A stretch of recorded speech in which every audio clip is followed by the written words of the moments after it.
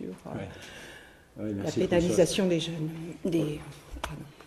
Oui, alors effectivement, je connais le sujet depuis pas mal de temps parce que dans une précédente vie, si je peux dire, j'étais donc magistrat et donc j'ai occupé pas mal de fonctions juridictionnelles et donc j'étais confronté, bien entendu, à la question de la toxicomanie, des trafics de stupéfiants et le problème général du toxicomane, d'ailleurs, qui est une personne particulière, si je peux dire, parce que c'est à la fois un malade, avec une personnalité quelquefois fragile, mais c'est également quelqu'un qui enfreint la loi et qui participe, de près ou de loin d'ailleurs, à un trafic.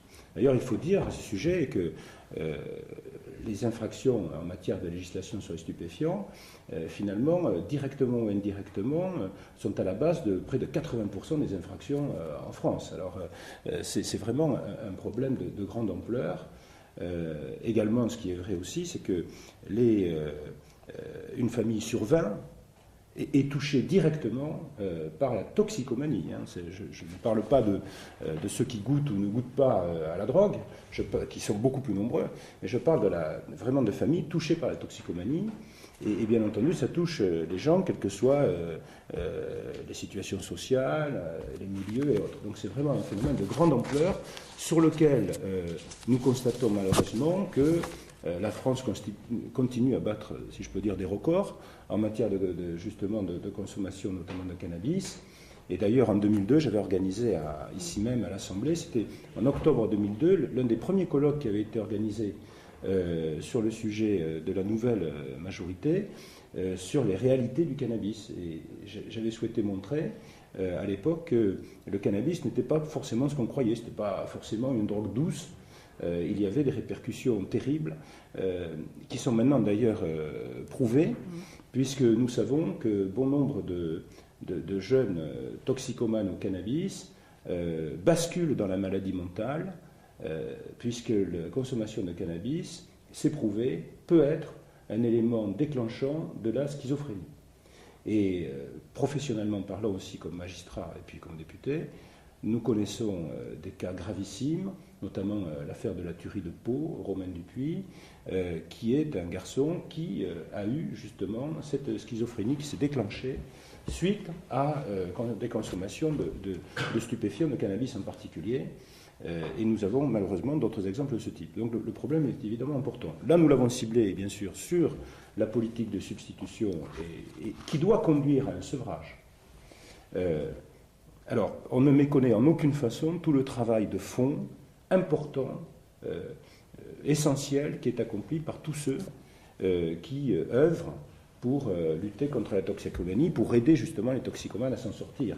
Loin de nous l'idée de les stigmatiser, de les dénoncer ou de dire qu'ils font mal leur travail, pas du tout. Par contre, nous souhaitons vraiment mettre l'accent sur le fait qu'il faut une vraie politique de sevrage. Et on ne peut pas rester dans la substitution. Parce que si on reste dans la substitution, en réalité, on remplace une dépendance par une autre. Il y a une population toxicomane d'environ 100 000 personnes qui restent dans l'exclusion. Et si on remplace, pour faire un peu vite,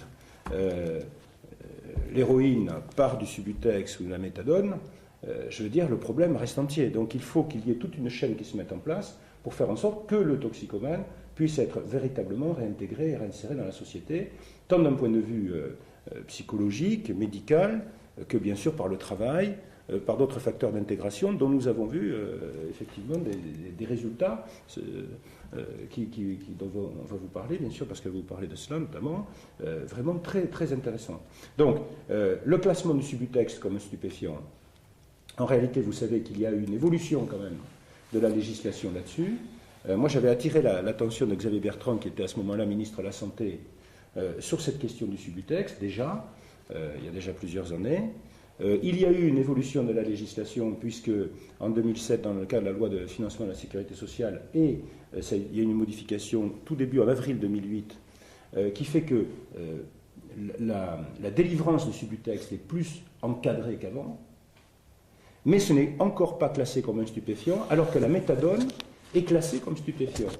Donc on ne voit pas pourquoi, alors que la méthadone agit pour la substitution et qu'elle est classée comme stupéfiant, pourquoi le Subutex ne le serait pas? Parce que vous savez très bien qu'il y a un trafic très important de Subutex et que c'est le 11e médicament le plus remboursé par l'assurance maladie. Moi, personnellement, je connais personne autour de moi qui prend du Subutex, bien entendu. Bon, alors, il y a quand même un problème. Il y a à peu près 8 millions, je crois, de boîtes de Subutex qui sont délivrées par an. Et on estime à peu près 25% le nombre finalement de ce produit qui est détourné dans le cadre d'un trafic parallèle, d'un marché noir concernant le Subutex. Donc, le classement comme stupéfiant n'interdirait en aucune façon l'utilisation du Subutex dans le cadre d'une politique de substitution. Ce n'est pas l'interdiction du produit, du tout. Mais ça permettrait de mieux encadrer la délivrance de ce produit pour éviter ce trafic, bien entendu, tout à fait illégal. Et puis après, dans les propositions, il faudrait savoir effectivement, moi les propositions auxquelles je me suis le plus attaché, c'est combien coûtent finalement les coûts induits par la substitution. Là-dessus, j'avais déjà déposé une proposition de résolution en 2006 visant à créer une commission d'enquête pour savoir quelle était d'ailleurs cette incidence financière de la substitution, et c'était plus d'ailleurs dirigé sur la mission interministérielle de lutte contre la drogue et les toxicomanies.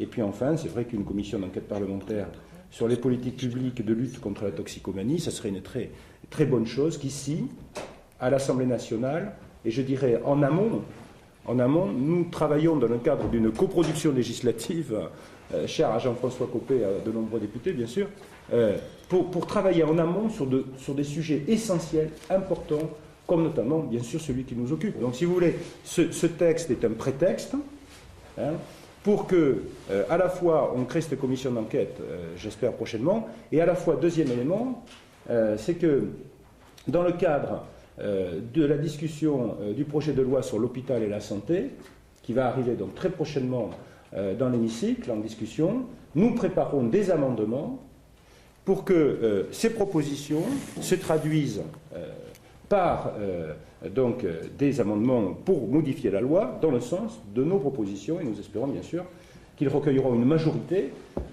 pour pouvoir être votés, d'ailleurs majorité qui ne sera pas forcément une majorité UMP.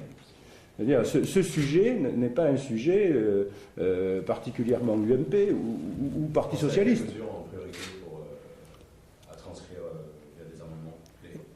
Déjà les mesures de prévention. Voilà. Les mesures, parce que ça c'est facile à mettre en place. Et puis tout n'est pas du domaine de la loi, il y a aussi des dispositions qui sont prises au niveau réglementaire, donc c'est pas, on ne peut pas tout inclure dans la loi. Ouais. Mais au moins quelques dispositions, elles peuvent être incluses, pas de souci de ce côté-là. Moi ce que je voudrais dire surtout, c'est qu'au-delà de la substitution, qui est une dépendance, qui a remplacé une autre dépendance, eh bien, on veut faire bouger les lignes. On veut changer les mentalités et les esprits en matière de toxicomanie. Il n'y a pas que la substitution. La substitution a été mise en place, la question ne se pose pas. Nous n'avons qu'avant de rentrer dans l'histoire. Il y a un problème, c'est-à-dire que la politique menée, qui est celle ici, et sans mettre en cause encore une fois ceux qui y travaillent, c'est pas du tout ça. Mais la politique menée ici, on remplace finalement une dépendance par une autre, et il n'y a pas de véritable solution à la sortie. Alors, juste de l'autre côté, la frontière, on a un exemple qui est évidemment très intéressant. Moi, je ne comprends pas que ça n'ait pu faire encore école, si je peux dire, depuis le temps, parce que ça a été créé il y a de nombreuses années. On voit des résultats qui sont tout à fait probants. Et par rapport à cela, moi je crois que là, il faut absolument s'engager dans cette voie-là. On ne peut pas se résoudre à simplement donner du Subutex ou la méthadone à ceux qui prenaient de l'héroïne, quoi. Je veux dire, parce qu'en plus, qu'est-ce qu'on fait des autres ? Qu'est-ce qu'on fait des autres ? Parce que le Subutex et la méthadone, ce n'est uniquement que pour les héroïnomanes. Tous ceux qui prennent du cannabis, de la cocaïne, et malheureusement, et tout autre, eux, il n'y a pas de substitution en tant que telle. Alors, il y a les rives du Rhône qui ont en Suisse... Oui, tout à fait. Il y a eu quand même une évolution de la MILT qui s'est un peu recentrée sur ses missions essentielles, si je peux dire, de lutte effectivement contre la toxicomanie. Mais il est vrai qu'on est quand même dans un même schéma. Nous, dans notre rapport, on essaye de donner de nouvelles idées, de nouvelles pistes, faire preuve d'imagination. Si vous restez sur le schéma qui consiste à créer des communautés thérapeutiques dans lesquelles on met en place la substitution, et puis malheureusement où il n'y a pas tout le reste, si je peux dire, tout le reste qui doit accompagner, et qui coûte quand même de l'argent à la collectivité aussi, bon, obligatoirement on est limité, parce que les résultats, honnêtement, ne sont pas satisfaisants. Les rechutes, même si le sevrage fonctionne, ce qui est loin d'être le cas, eh bien, quand l'individu repart dans son circuit sans avoir véritablement d'atouts supplémentaires, ben, il retombe malheureusement, forcément, dans la même conduite. Bon. Donc, si vous voulez, par les exemples qu'on a pris à l'étranger notamment, où on a vu que les choses étaient différentes, ben, on veut donner de nouvelles idées et partir dans une politique différente en la matière, beaucoup plus volontariste, plus imaginative, plus ambitieuse, qui reprenne vraiment la question dans son ensemble. Voilà. Or là, on est toujours, malheureusement, dans un contexte un peu limité. Et on ne voit les choses que, bon, en temps de millions d'euros, c'est important, mais pour cela, mais sans voir que peut-être, et même certainement, on le voit ailleurs, il y a d'autres solutions qui existent et qui fonctionnent. Donc c'est ça, nous on souhaite donner des pistes nouvelles, et puis on va essayer de faire passer ça dans les textes qui arrivent, etc. Voilà. Et mettre l'accent sur la prévention, c'est essentiel. Ouais. Pourquoi chez nous mais les expériences